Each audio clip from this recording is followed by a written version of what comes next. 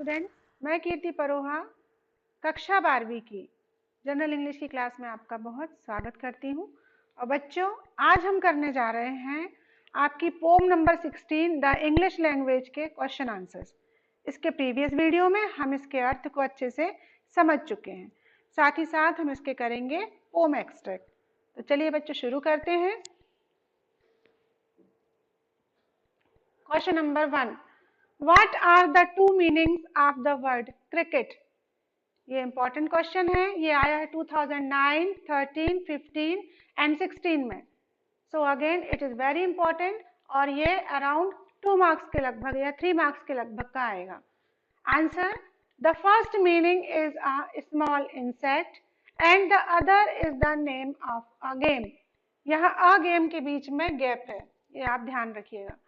इसकी जो to meaning है वर्ड क्रिकेट की दो मीनिंग है। पहला है अ स्मॉल इंसेक्ट, मतलब एक छोटा कीड़ा, स्मॉल इंसेक्ट, बस इतनी दो शब्दों में आपका पूरा आंसर है। And other is the name of a game, एक खेल का नाम जिसको क्रिकेट बोला जाता है। बस ये दो वर्ड आपने याद किए और आपको वो क्वेश्चन का आंसर बन जाएगा। सेकंड क्वेश्चन देखो, what is meant by dear is far from cheap. Dear का अर्थ होता है फार फ्रॉम चीप, यानी सस्ते से दूर। तो dear is far from cheap means not cheap, अर्थात सस्ते से दूर मतलब चीप नहीं है वो, तो नॉट चीप हो गया। और दूसरा दैट इज एक्सपेंसिव, यदि वो सस्ता नहीं है तो क्या हो जाएगा, उसका अपोजिट महंगा। So it is known as expensive. Third question देखो बच्चों, how is the word spin used differently in the poem. Spin शब्द जो है इस पोम में किस प्रकार से अलग अलग ढंग से यूज किया है। अगेन ये क्वेश्चन आया 2009, 2011 में और it is also very important. Answer, the word spin is used in the 3 different meanings. जो स्पिन शब्द है वो 3 अलग अलग प्रकार के अर्थों के लिए प्रयुक्त किया गया है। It denotes to turn round, पहला बताता है टर्न अराउंड यानी गोल गोल घूमना। सेकंड, टू ड्राइव और ट्रेवल क्विकली, अर्थात बहुत तेजी से किसी चीज को घुमाना और चलाना। And third, to produce a thread, और तीसरा है चरखा काटना, मतलब किसी धागे को बनाना। तो ये 3 स्पिन के वर्ड यहाँ पर यूज हुए हैं। Question number 4, how is copper used in a kitchen. तांबा किचन में किस प्रकार यूज किया जाता है। सिंपल है, आप सबको बहुत अच्छे से पता है। Copper is used in the form of utensils used for cooking food. Copper जो है किचन में एक बर्तन की तरह उपयोग होता है जो कि खाना पकाने के काम आता है। तो ये थे बच्चों आपके क्वेश्चन आंसर। अब नेक्स्ट इसमें हम चलते हैं इसके पोम एक्सट्रैक्ट की तरफ। तो अब हम करेंगे पोम एक्सट्रैक्ट।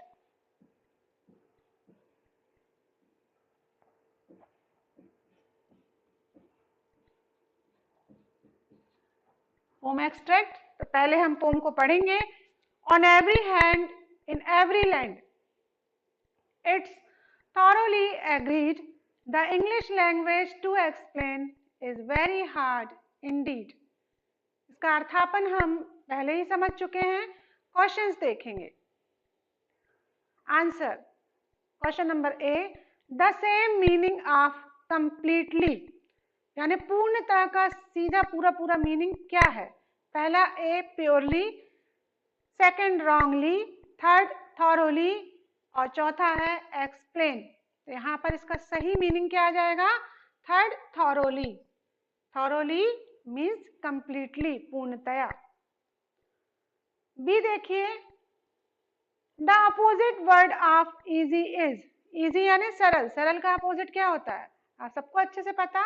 इसमें ऑप्शन देखें, first cured, second hard, third soft, fourth comfort. तो यहाँ पर इजी का क्या हो जाएगा, हार्ड यानी कठिन।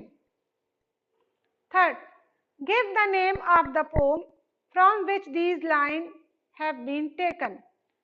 उस पोम का नाम लिखो जिससे ये लाइनें ली गई हैं। तो आप यहाँ देखिए आप सबको अच्छे से मालूम है, पोम का नाम है द इंग्लिश लैंग्वेज। और अगर हम देखें तो यहाँ पर पोम एक्सट्रैक्ट के थर्ड लाइन में भी इसका नाम लिखा हुआ है, तो आंसर हो जाएगा, आप खुद बोलिए साथ में, द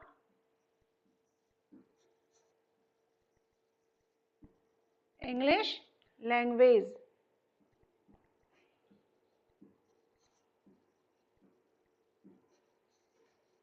ये हमारी पोम का नाम है, और पोम का नाम लिखने के बाद या पोएट का नाम लिखने के बाद अंडरलाइन जरूर करिए।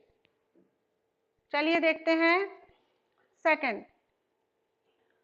सम words have different meanings and yet they are spelled the same. A cricket is an insect. To play it, it's a game. On every hand, in every land, it's thoroughly agreed. The English language to explain is very hard indeed. अब यहाँ पे एक question देखें, The above lines have been taken from the poem.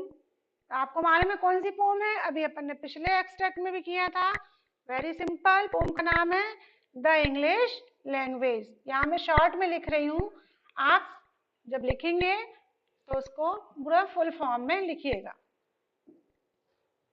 Pome का नाम हो जाएगा the English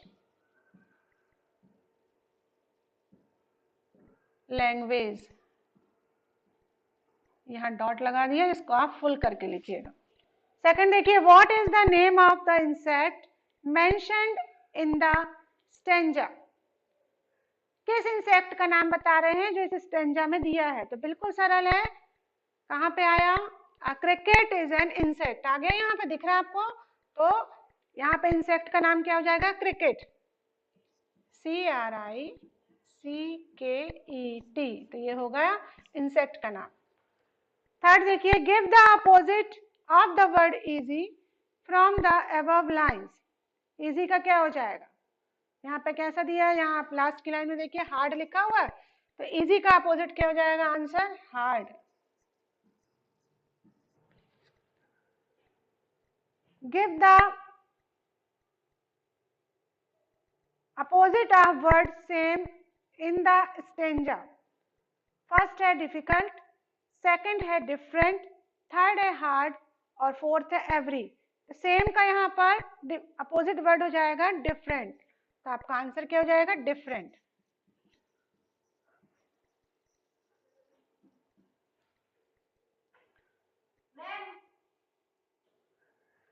the meaning of the word hard is.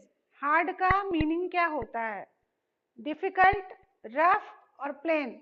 यहाँ पे हार्ड का मीनिंग होता है डिफिकल्ट, तो आप यहाँ पे क्या मीनिंग लिखेंगे, डिफिकल्ट।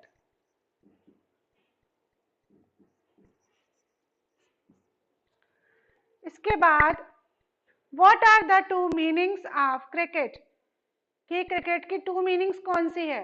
तो बिल्कुल सरल है, आप यहाँ पे देखिए थर्ड लाइन और फोर्थ लाइन। तो the meaning of cricket, first insect,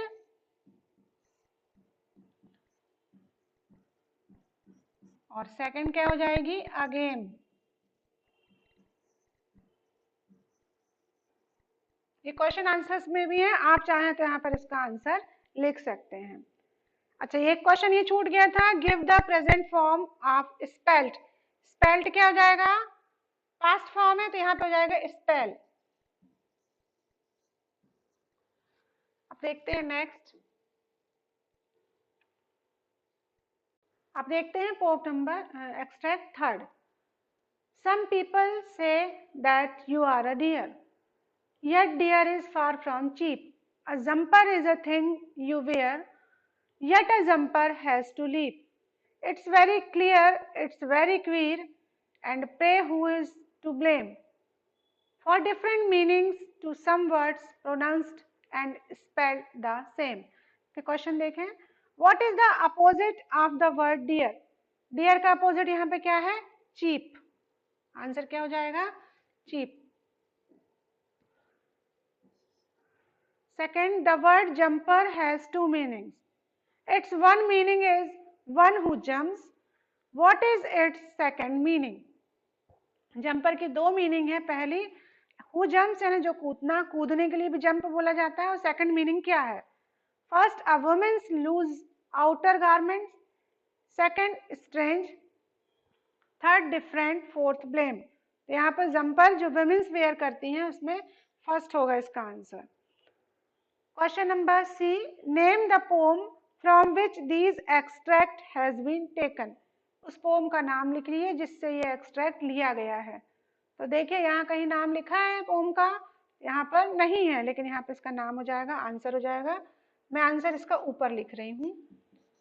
इसका आंसर है द इंग्लिश। आपको पोम को पढ़ना है ताकि आप जब ये क्वेश्चन आते हैं तो आप पोम को पहचान सकें। द इंग्लिश लैंग्वेज इस पोम का नाम है। तो बच्चों ये आपकी लास्ट पोएम थी, पोएम नंबर 16। और इसके बाद हम जितनी भी पोम था उनके एक्सट्रैक्ट का एक बार फिर से रिवीजन करेंगे। तो अब ये रिवीजन का इम्पोर्टेंट सेशन चालू होने वाला है पोम के लिए, तो आप उनको भी बहुत ध्यान से करिएगा। थैंक यू बच्चों।